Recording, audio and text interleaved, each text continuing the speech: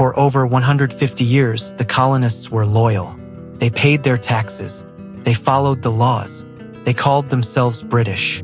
But by 1773, something had quietly broken.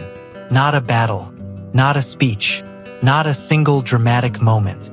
Just a slow, grinding realization that had been building for years. No matter how hard you work, no matter what you build, someone 3,000 miles away owns all of it.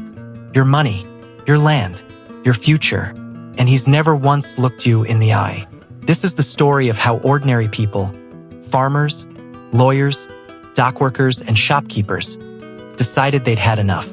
And what they did about it changed the entire world. Britain had just finished one of the most expensive wars in its history, the 7 Years' War, fought across 3 continents. And when the smoke cleared, the treasury was nearly empty. King George III looked across the Atlantic and made a decision. The colonies would pay for it, not because they'd voted for the war, not because they'd had any say in it, but because they were there and they had money. First came the Proclamation of 1763. Colonists were forbidden from settling west of the Appalachian Mountains. Land they had fought for, land men had died for, suddenly off limits by royal decree. Then came the taxes, one after another. And here's what made it different from any tax before. The colonists had no representatives in British Parliament. No voice, no vote, no seat at the table. They were being charged without ever being asked. That phrase, taxation without representation, sounds like a history class slogan now. But in 1765, it felt like a fist through the wall. Then came the Stamp Act, and this one hit differently. It wasn't just a tax on luxury goods. It was a tax on daily life.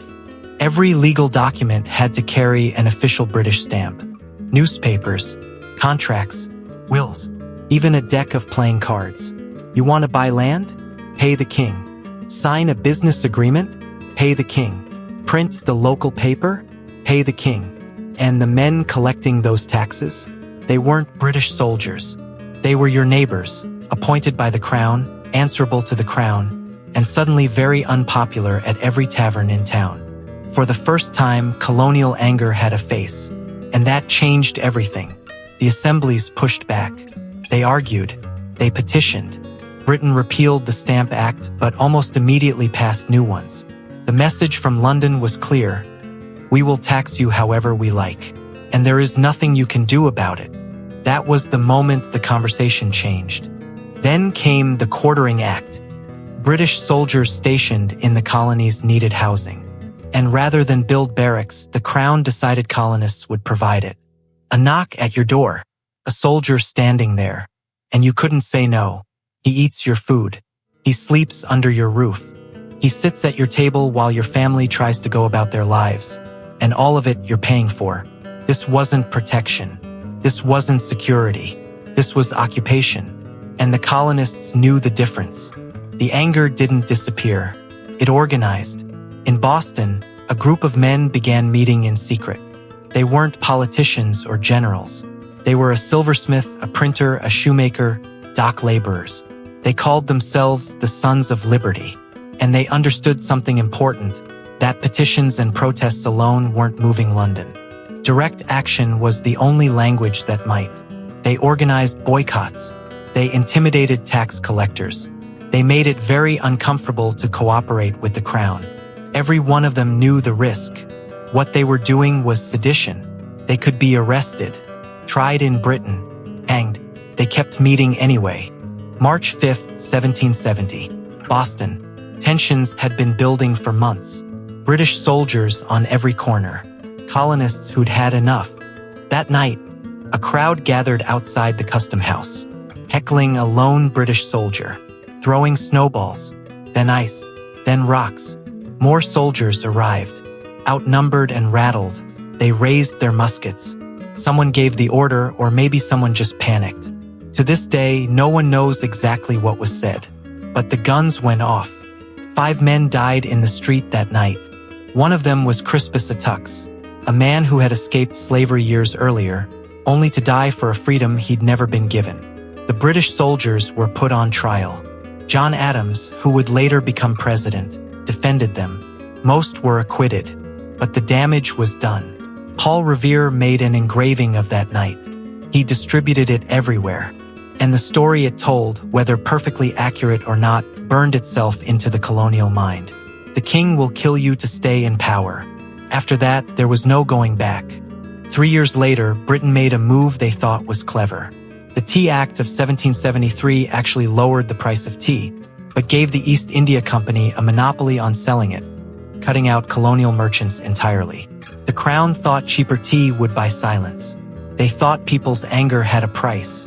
They were wrong. On the night of December 16, 1773, a group of men, some disguised as Mohawk Indians, quietly boarded 3 ships in Boston Harbor. No riot, no torches, no chaos. They worked through the night, smashing open 342 chests of tea, and dumped every last one into the harbor. Methodical, purposeful, deliberate. This wasn't theft. Nothing else was touched. No one was hurt. It was a statement. We will not be managed. London's response was swift and catastrophic. The coercive acts, what the colonists called the Intolerable Acts, shut Boston down. The port was closed until the tea was paid for. Town meetings were banned. More soldiers were sent. The king expected the city to break, to starve into submission. Instead, the other colonies sent food, supplies, support. Colonies that had barely spoken to each other before suddenly had a common enemy. And for the first time, they started acting like a single people rather than 13 separate, bickering territories. By September 1774, representatives from 12 colonies met in Philadelphia, the First Continental Congress. They weren't talking about independence yet, but they were talking, and they were preparing. Because here's what no one in London understood. When you push people who have nothing left to lose, they don't get scared. They get dangerous. The colonies had tried petitions.